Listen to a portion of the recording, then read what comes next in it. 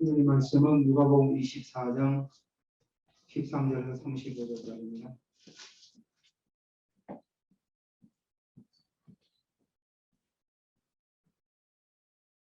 누가복음 24장 13절에서 35절. 제가 13절 읽겠습니다. 그날에 그들 중 둘이 예루살렘에서 25리 되는 엠마오라는 마을로 가면서 이 모든 일을 서로 이야기하더라. 그들이 서로 이야기하며 문의할 때 예수께서 가까이 이르러 그들과 동행하시나 그들의 눈이 가려져서 그인 줄 알지 못하니 예수께서 이르되 너희가 길을 가면서 서로 주고받는 하는 이야기가 무엇이냐 하시니 두 사람이 슬픈 빛을 띠고 머물러 서더라. 그 한 사람이 글로바라 하는 자가 대답하여 이르되 당신이 예루살렘에 있어가면서도 요즘 거기서 된 일을 혼자만 알지 못하느냐. 이르되 무슨 일이냐. 이르되 나사렛 예수 이리니 그는 하나님과 모든 백성 앞에서 말과 일에 능하신 선자이거늘 우리 대제사장들과 관리들이 사형 판결에 넘겨주어 십자가에 못 박았느니라. 우리는 이 사람이 이스라엘을 속량할 자라고 바라노라. 이뿐 아니라 이 일이 일어난 지가 사흘째요. 또한 우리 중에 어떤 여자들이 우리로 놀라게 하였으니 이는 그들이 새벽에 무덤에 갔다가 그의 시체는 보지 못하고 와서 그가 살아나셨다 하는 선자들의 나타남을 보았다 하니라. 또 우리와 함께 한 자 중에 두어 사람이 무덤에 가 과연 여자들의 말인가 궁금했으나 예수는 보지 못하였느니라 하거든. 이르되 미련하고 선자들의 말한 모든 것을 마음에 더디 믿는 자들이여 그리스도가 이런 고난을 받고 자기의 영광에 들어가야 할 것이 아니냐 하시고 이에 모세와 모든 선지의 글로 시작하여 모든 성경에 선바 자기가 하는 것을 자세히 설명하시니라. 그들이 가는 마을에 가까이 가매 예수는 더 관여하는 것 같지 않지. 그들이 강보나 이르되 우리와 함께 유하사이다.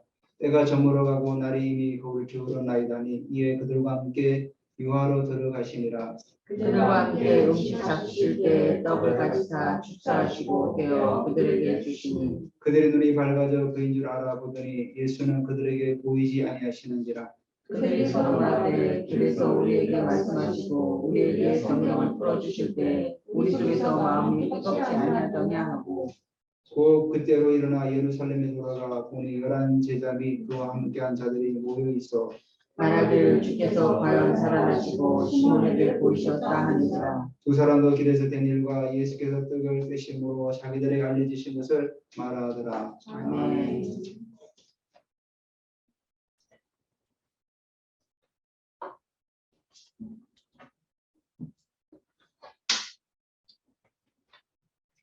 감사합니다. 오늘도 우리가 주일날인데 여러분도 찬양을 또 아름답게 불러주셔가지고 함께 해서 감사합니다. 어떤 한 사람이 청년이 또 스승에게 이렇게 질문했습니다. 항상 이 청년은 말씀하고는 전혀 상관없는 삶을 살고 자신의 욕망을 따라 살아가는데 내세는 항상 두려운 마음이 있어가지고 근데 질문을 했죠. 선생님 죽음 뒤에 정말 영생이 있습니까? 이렇게 질문을 했습니다. 그러니까 지금 삶은 뭐 엉망으로 살아도 천국은 가고 싶은 거죠. 그러니까 그 선생이 이렇게 말했답니다. 죽기 전에 정말 너에게 생명이 있느냐? 죽기 전에 정말 너에게 생명이 있느냐? 그 말은 뭡니까? 살아있을 때 너 안에 생명이 있을 때 과연 천국을 경험할 수가 있고 또 영생을 얻을 수 있다는 거죠. 지금 현재가 생명이 없이 죽어 있는 존재가 어떻게 우리가 이 땅을 떠나서 영원한 생명을 얻을 수 있냐는 그런 말이죠. 그러니까 우리가 보면은 자기는 구원의 확신을 가졌다고 하면서 살아가는 삶의 모습들을 보면은 전혀 말씀과 상관없이 말씀을 지키지 못하는 삶을 살아가는 사람들이 얼마나 많습니까? 네, 결국은 하나님께서 말씀하시지만 그 말씀을 자기들의 삶에 적용하지 못하고 살아가는 일이 너무나도 많다는 거죠.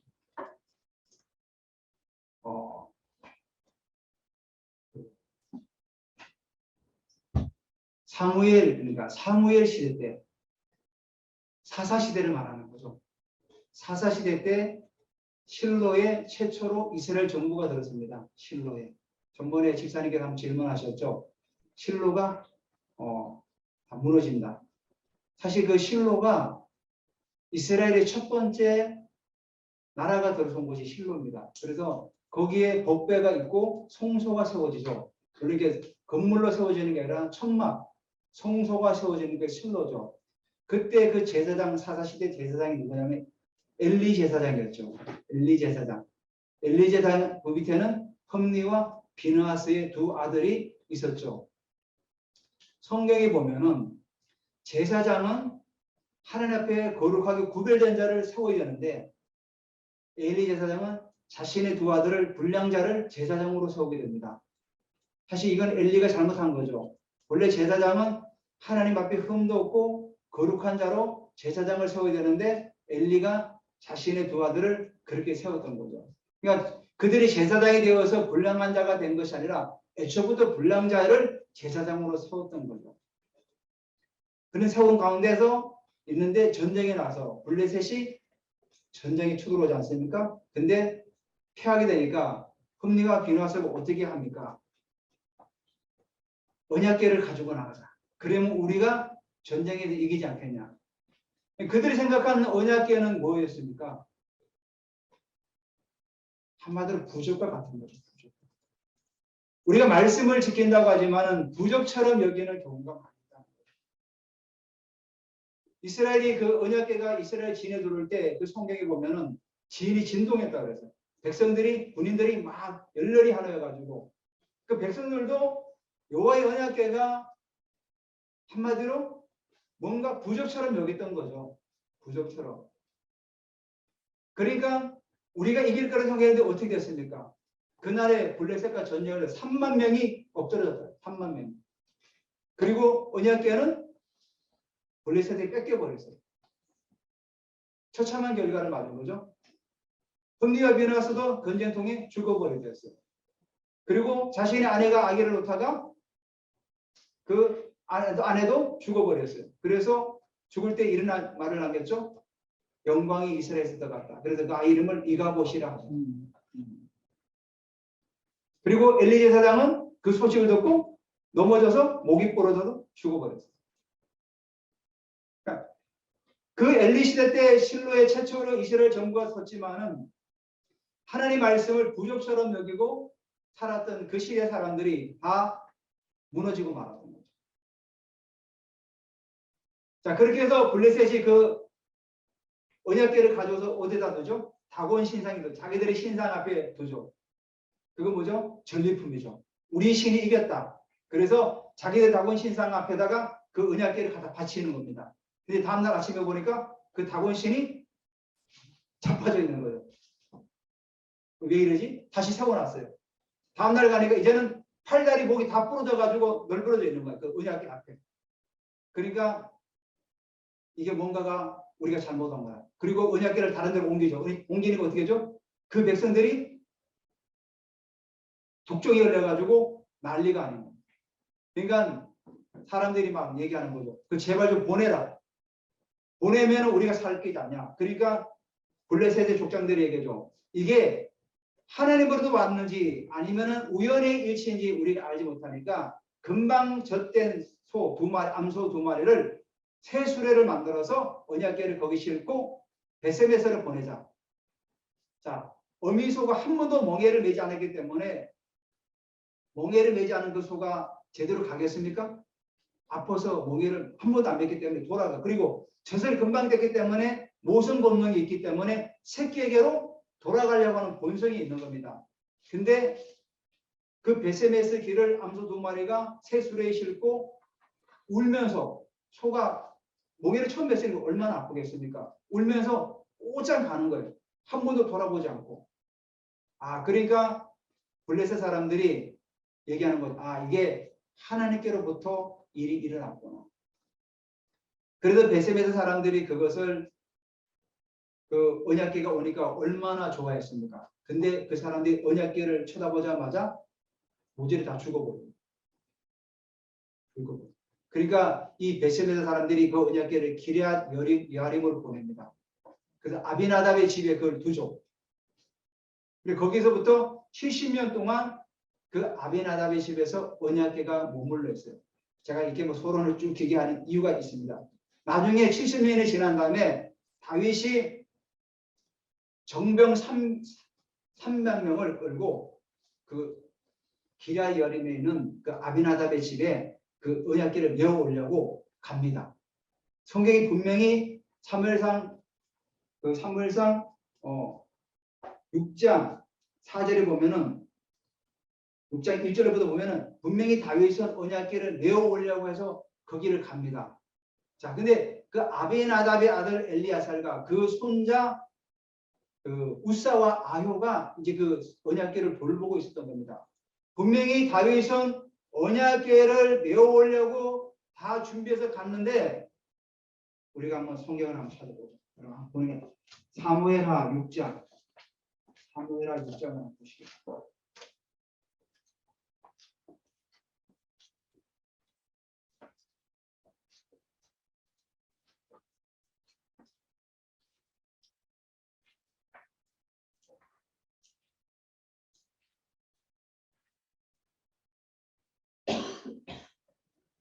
그 6장 1절에 보면은 나오죠. 사무엘하 6장 1절에 보면 다윗이 이스라엘에 뽑은 무리 3만 명을 다시 모으고, 그러니까 언약궤를 메우려고 3만 명을 모집을 합니다. 얼마나 충성스러운지. 그리고 2절에 보면 다윗이 일어나 자기와 함께는 모든 사람과 더불어 바알레 유다로 가서 거기서 하나님의 궤를 메어오려 하니, 분명히 메어오려 하는 거죠. 왜냐하면 다윗도 언약궤는 제사장들이 메어야 한다는 걸 알고 있는 거죠. 그 레위 지파가 메우는 거 아닙니까? 그 궤는 그룹 사이에 자정하신 만군의 여호와 이름으로 불리는 것이라. 그들이, 근데 3절을 보시기 바랍니다. 그들이 하나님의 궤를 세술에 싣고 산에 있는 아비나답의 집에서 나오는데 아비나답의 아들 우사와 아효가 그 세수레를 모니라. 너무 이상하죠. 분명히 다윗은 여기 뭐라고 나왔습니까? 가서 거기서 하나님의 궤를 메어 오려고, 어깨에 메어 오려고 분명히 얘기했는데 3절에 가니까 이상하게 나오죠. 그들이 하나님의 궤를 세수레에 싣고 산에 있는 아비나답의 집에서 나오는데 아비나답의 그 아들이 아니라 손자를 말합니다. 원어를 보면 손자예요. 우사와 아효가 그 세수레를 모으니라. 자, 4절을 다시 한번 보시죠. 4절. 그들이 산에 있는 아비나답 집에서 하나님의 궤를 싣고 나올 때 아효는 궤 앞에서 가고, 자, 이스라엘이 그 당시에 많은 사람들이 70년이 지난 겁니다. 지나서 다윗이 언약궤를 메어오려고 그 아비나답 집에 간 겁니다. 갔는데 70년 동안 그 집에 있다 보니까 그 손자들이 이제 그 궤를 관리했던 겁니다. 우사와 아효가. 했는데 다윗이 가서 메어오려고 나왔는데 이 두 사람이 먼저 세수레를 만들어 거기다 실어버려요. 다윗도 어떻게 할 수가 없던. 왜? 하나님의 궤를 70년 동안 보관하고 관리했기 때문에 그 권위에 말을 못한 거예요. 다윗 땅. 자, 그래서 다윗이 언약궤를 메고 오려고 했지만은 그들이 수레에 싣고 나오는 걸 그대로 보고만 있을 수밖에 없었던 거죠. 근데 그때 아효는 어떻게 하죠? 형제 아효는 걔 맨 앞에 선 거예요. 이게 뭐죠?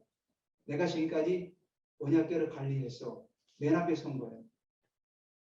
왜 우리가 어디 로마나 이런 우리가 영화를 봐도 개선 장군이 어디서 서 있습니까? 맨 앞에 가죠. 아효도 내가 지금까지 언약궤를 관리했어. 교만이 같은 거죠. 교만. 교만의 결과가 뭡니까? 6절 한번 보시기 바랍니다. 그들이 나곤의 타작마당에 이르러서는 소들이 땜으로 우사가 손을 들어 하나님의 궤를 붙들었더니 여호와 하나님이 우사가 잘못함으로 말미암아 진노하사 그를 그곳에 치시니 그가 거기서 하나님 곁에 죽으리라. 여러분 이해되시죠? 이제 그 당시에 소가 달구지, 제가 어릴 때 소 달구지를 알아요. 지사님도 아시죠? 소 달구지. 소 달구지 높이가 얼마나 됩니까? 그렇게 높지가 않아요.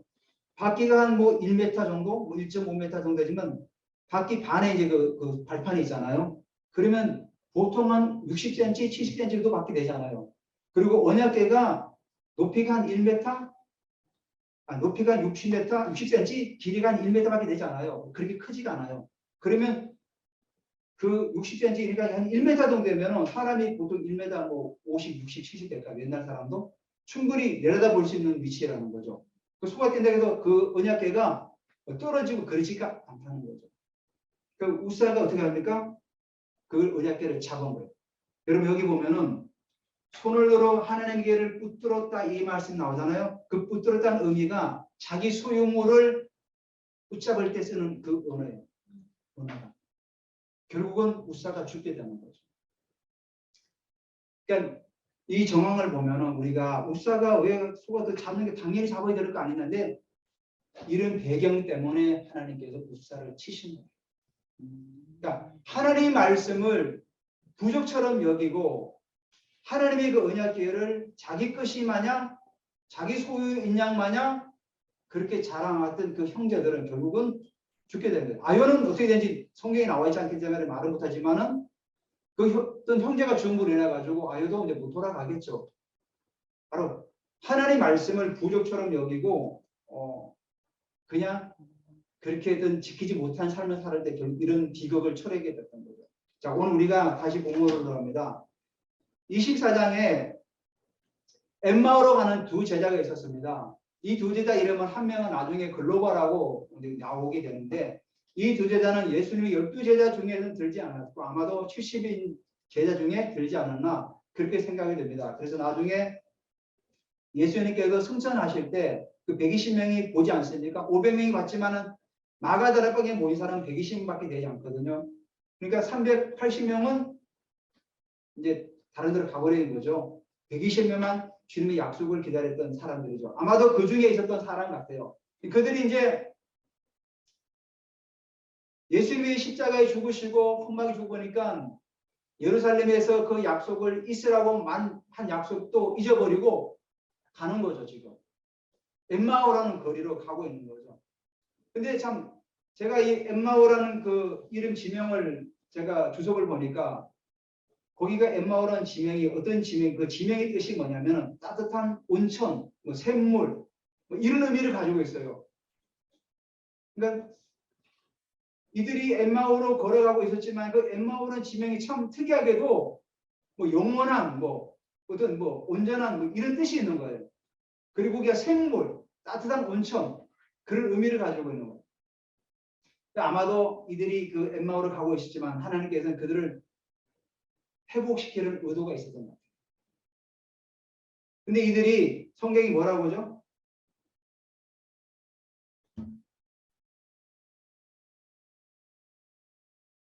(16절에) 보면 자, 그들이 이제 엠마오로 가는 도중에 예수님이 그들 가운데 나타나십니다. 근데 16절에 뭐라 그러죠? 그들이 눈이 가려져 그인 줄 알아보지 못하거나 그들이 눈이 가려져 예수님인지 알아보지 못했다는 거예요. 눈이 가려졌다는 의미는 뭐죠? 이들이 그러니까 육신적으로도 영적으로도 예수님을 알아보지 못했어요. 그들이 3년의 공생의 기간 동안도 예수님을 따라다녔던 사람들인데 예수님을 못 알아본다는 게 이상한 거 아닙니까? 근데 성경에 이 누가는 뭐죠? 그들이 눈이 가려졌다는 거예요. 뭔가 씌워졌던 거죠. 그러니까 그들이 예수님과 3년의 공생애를 같이 보냈지만은 하나님의 주님께 하신 말씀을 그냥 부적처럼 생각했던 거예요. 이스라엘이 그 엘리 제사장 시대 마냥 그 말씀을 정말로 내 것으로 여기지 않고 살아있을 때 죽은 그런 어떤 사람으로 살아갔던 거죠. 그러니까 그런 영적 사실을 모르니까 당연히 예수님을 알아보지 못했던 거죠. 예수님께서 공생의 3년 동안 제자들이 했던 말씀이 뭡니까? 내가 이제 죽을 것이다. 십자가에 제사장들의 손에 넘겨 죽을 것이다. 그렇지만 내가 사흘 만에 반드시 살아날 것이다. 그리고 요한복음 보면은 내가 가면 또 다른 보혜사가 올 것이다. 그래서 그 십자가의 죽으심과 부활을 얘기하지 않습니까? 영적인 사실들을 얘기했죠. 근데 제자들은 그 영적 사실들을 전혀 이해하지 못했다는 거죠. 그러니까 성경이 여기 오늘 뭐라고 말하죠? 그들이 눈이 가려졌다는 거죠. 그러니까 이들은 예수님과 같이 동행하고 예수님 말씀을 들었지만 그들의 육신의 눈은 그 당시 떠있을지 모르지만은 영적인 눈은 가려져서 계속해서 지금까지 보고 오셨다는 거죠. 우리가 교회를 다니지만은 우리 모두는 다 영적인 육신적인 눈은 다 떠 있지 않습니까? 이것이 책상이고 볼펜이고 피아노고 다 우리가 육신의 눈으로 볼 수가 있지만은 영적인 눈이 가려져 있으면은 그 사실을 전혀 이해하지 못한다는 거예요. 교회를 다녀도 우리가 성경을 지식으로 문자로만 본다면 결국은 눈이 가려져 있는 거랑 마찬가지죠. 이스라엘 백성들이 언약궤를 부족처럼 생각하고 여기 두 제자도 그냥 하나님의 말씀을 한 귀로 듣고 한 귀로 흘러보내는 그런 어떤 생각을 가지고 계속 신앙생활하니까 그들은 눈이 가려져서 예수님이 같이 오는 줄도 모르고 그냥 살아갔던 거죠. 그러니까 예수님께서 공생의 기간 동안 내가 죽으면 다시 부활할 것이다. 그리고 내가 떠나면 보혜사가 올 것이다. 그리고 너희들에게 생각나게 하고 할 것이고 너희들에게 모든 걸 가르칠 것이다. 그 영적 사실을 전혀 모르던 거죠. 제자들은. 그들은 오늘 성경이 뭐라 그러죠? 예수님께서 묻죠. 그들이 서로 이야기를 논의할 때 예수께서 그들 가까이서 15절에 이르러 그들과 동행하시나 그들이 눈이 가려져 그인 줄 알아보지 못하더니. 그런데 예수님께서 이렇게 질문하죠. 너희가 17절에 너희가 길 가면서 서로 주고받고 하는 얘기가 무엇이냐. 그러니까 두 사람이 슬픈 빛을 띠고 머물러 서더라. 잠시 쓴 거죠. 길을 가다가 예수님께 질문하니까 갑자기 슬퍼하는 거죠. 자기들의 따르던 스승이 죽어버렸으니까. 그러니까 그 한 사람이 글로바라는 자가 대답하되 당신이 예루살렘에서 체류하면서 요즘 거기서 된 일을 혼자만 알지 못하느냐. 오히려 야단치죠.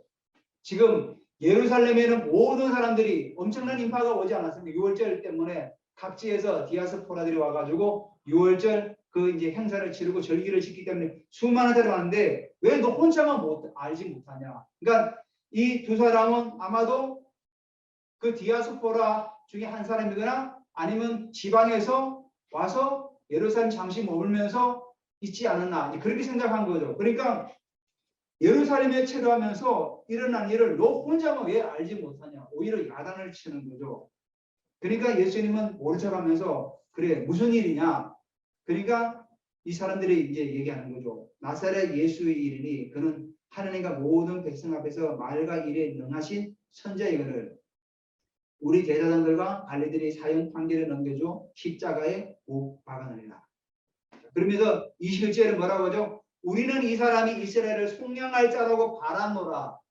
이뿐 아니라 이 일이 일어난 지가 사흘째요. 뭐라고? 그들의 속내가 드러나는 거죠. 여기 21절에 보면 우리는 이 사람이 이스라엘을 속량할 자라고 바랐다. 여기 속량은 뭡니까? 어디 영혼 구원입니까? 그게 아니죠. 우리가 잘 알듯이 이스라엘을 해방하는 어떤 그런 정치적인 메시아를 기다렸던 거죠. 바랐던 거죠. 바로 그들은 뭐죠? 하나님 말씀을 영적인 눈이 가려지니까 그 사실을 알지 못하고 계속해서 지식적으로 문자적으로 부족으로만 생각하고 살아왔던 거죠. 그러니까 결국은 몰랐던 거죠. 우리도 마찬가지입니다. 우리가 이 영적 사실들 주님의 그 임재와 정말 하나님 주시는 그 말씀의 그 영과 치유와 축사 이런 것들을 전혀 알지 못하면은 우리도 그냥 그냥 뭐 주님께서 그 당시 2000년 전에 죽은 자도 살리고 했어. 지금은 그런 일이 나지 않아. 왜냐? 예수님은 이미 떠났기 때문에 지금도 우리 주님은 일하고 계신다는 거예요. 그래서 우리가 영적 사실도 하나 더 알아야 될 게 뭐냐면은 영적 존재들, 천사들과 이 또 보이지 않는 어둠의 영들 차단. 천사들도 분명히 있죠. 성경이 나와 있지 않습니까? 우리가 성경이 없는 걸 얘기하면 이단이죠. 그지만 성경이 분명히 천사의 활동이 분명히 있다고 기록하지 않습니까? 그 시편 103편 20절 22절도 능력이 있어 여호와의 말씀을 향하며 그의 말씀의 소리를 듣는 여호와의 천사들이여 여호와를 송축하라. 그에게 수능 걸며 그의 뜻을 행하는 모든 천군이여 여호와를 송축하라. 분명히 천사들이 있다는 거죠. 사도행전에 보면은 베드로고에 갇힐 때 누가 옵니까? 천사가 와서 깨우는 거죠. 옆구리를 찔러가지고 빨리 일어나서 나가라. 천사가 분명히 있어요. 천사가.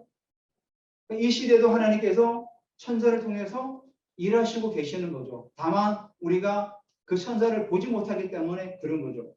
그래서 히브리서 1장 14절에 모든 천사들은 섬기는 영으로 구원받을 상속자들을 위하여 섬기라고 보내심이 아니냐. 우리 모두에게 하나님께서 천사를 보내셨다는 거죠. 천사들을 우리를 섬기라고. 우리가 천사들에게 명령할 수 없지만 하느님께서 보내셔서 천사들을 우리를 돕고 있다는 거죠. 그리고 영적인 존재 가운데 또 사단도 있죠. 사단. 마귀들. 그래서 마태복음 16장 23절에도 예수께 돌이키시며 베드로에게 이르되 사단아 내 뒤로 물러가라. 너는 나를 넘어지게 하는 자로다. 사단은 넘어지게 하는 자로다. 오늘 결국은 엠마오로 도가는 사람도 어떻게 사단에게 넘어진 거죠. 속은 거죠. 예수님 분명히 부활하신다고 했는데 그 사실을 믿지 못하고 야 사람이 죽으면 어떻게 살아날 수 있어. 계속 그들에게 마음으로 두드렸겠죠. 야 사람이 죽으면 어떻게 살아날 수 있냐. 그냥 죽는 거지. 야 그리고 너희들 이스라엘의 송영자가 말했지. 그는 죽어서 이제 끝났어. 이제 소망이 없어. 그냥 너네 집 고향으로 돌아가. 이제는 끝났어. 그러니까 가고 있는 거죠. 엠마오로 가고 있는 거죠. 지금 제자들이. 그러니까 영적인 눈이 가려지면 이런 영적인 사실들을 우리가 볼 수가 없다는 거죠. 천사들의 존재라든지 사단의 활동이라든지 마귀의 속은 거라든지 또 예수님께도 공생기간 동안 말씀하셨던 그 모든 성령의 사역이라든지 그런 것들을 전혀 이해하지 못하게 만드는 거죠. 사실 그 죽은 자가 살아나는 것도 누구의 역사입니까? 성령의 역사 아닙니까? 귀신이 쫓겨나가는 것도 성령의 역사죠. 그래서 예수님께서 귀신이 쫓겨날 때 뭐라 그러죠? 너에게 이미 하나님 나라가 임했다. 하나님 나라가 임했다는 건 뭐죠? 만왕의 왕 대신 예수 그리스도께서 통치하고 있다는 거죠. 그 예수님이 있는 그 공간에 통치 영역이죠.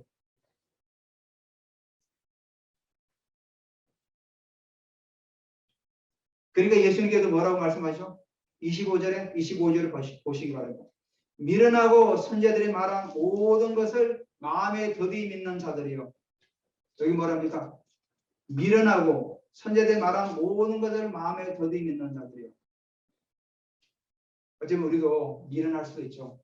하나님 말씀을 제대로 마음에 믿는 것도 더디 믿을 때도 있고. 그러면서 예수님께서 이렇게 말씀해요. 그리스도가 이런 고난을 받고 자기의 영광에 들어갈 것이 아니냐. 예수님은 당연히 이런 고난을 받고 그리스도 메시아를 말하는 거죠. 너희들이 말하는 그 메시아, 속량할 자 그 메시아는 이런 고난을 받고 자기의 영광, 하나님의 영광 가운데 들어가야 할 것을 왜 알지 못하느냐 하고 그들에게 오히려 이제 야단치는 거죠. 그러면서 예수님께서 21절에 모세와 모든 선지자들로 시작하여 모든 성경에 쓴 바 자기에 관한 것을 자세히 설명하시니라.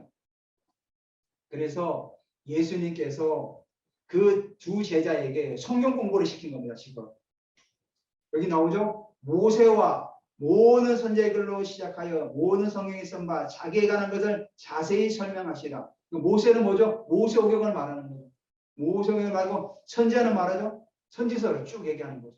그를 통해 가지고 예수님께서 자기에 관한 것들을 계속해서 말씀하신 거죠. 그게 뭡니까? 결국은 창세기 3장 15절에 여자의 후손이 그의 머리를 상하게 할 것이다. 그 여자가 이사야 7장 14절에는 처녀가 잉타하여 아들을 낳을 것이요 그 이름을 임마누엘이라 하리라. 이걸 계시 학대라고 하죠. 점진적인 계시라고 하죠. 처음에는 점처럼 보일랑 말랑하다 그게 자꾸만 계시가 자꾸 커져가죠. 처음에는 여자의 후손이지. 그 여자의 후손이 누굽니까? 처녀로 오시는 거예요. 그 처녀가 결국 누굽니까? 마리아로 오시는 거예요. 성경 계획에도 확대돼서 보여주고 있죠. 그래서 예수님께서 요한복음 3장 14절에도 모세가 강야에서 뱀을 든 것 같이 이게 이제 출애굽기 말하는 거 아닙니까? 모세 오경을 말하는 거죠. 모세가 강야에 뱀을 든 것 같이 인자도 들려야 하리니 이는 그를 믿는 자마다 영생을 얻게 하려 하십니다. 민수기에 보면은 그 강야 일때 사람들이 자기들이 고기가 없고 먹을 게 없으니까 불평불만하죠. 그러니까 하나님께서 불뱀을 보내서 다 물게 해버렸어요. 그러니까 민수기 21장 8절 9절에 보면은 여호와께서 모세에게 이르되 불뱀을 만들어 장대에 매달아 물린 자마다 그것을 보면 살리라. 모세가 놋뱀을 만들어 장대에 다니 뱀에게 물린 자가 놋뱀을 쳐다본 적 살더라. 이 사건은 결국은 누구를 말하는 겁니까? 장차 오실 예수 그리스도께서 십자가의 죽으심을 바라보는 거죠. 그러니까 그 제자들에게 두 제자의 그 얘기를 한 겁니다. 야, 광야에서 놋뱀 사건 단순히 그걸 보고 불뱀에 물려서 죽은 사람이 그걸 보고 살지 않았냐? 그 사건이 바로 나에 대해서 얘기하는 거다. 먼저는 6월절 어린 양이 바로 나에 대해서 얘기하는 거다. 너희들이 6월절 어린 양의 그 피를 문 임방과 술주의 바람으로 애굽에서 살아나지 않았냐. 마찬가지다. 예수 그리스도의 보혈을 뿌리는 자마다 그 피를 받는 자마다 다 죽지 않고 살아날 것이다. 그 제자들에게 얘기하는 거죠. 봐라. 출애굽기에 나오는 그 어린 양이 바로 나다. 나를 믿는 자는 바로 살리라. 그래서 요한복음 6장 48절 50절에도 내가 그 생명의 떡이니 너희 조상들은 광야에서 만나를 먹을 더 죽었거니와 나는 하늘에 내려온 떡이니 사람을 알고 먹고 죽지 않게 하려는 것이다. 나는 바로 뭐죠? 나는 생명의 떡이다. 그래서 예수님께서 최후의 만찬 때 어떻게 했죠? 떡을 부셔가지고 제자들에게 나눠줬죠. 이것은 내 몸이니 먹고 마시라. 그래서 이걸 먹는 자마다 영생을 얻을 수 있다는 거죠. 바로 그건 뭡니까? 예수 그리스도를 우리가 영접하고 예수 그리스도 더불어 살 때 우리에게 이 말씀이 역사한다는 거예요.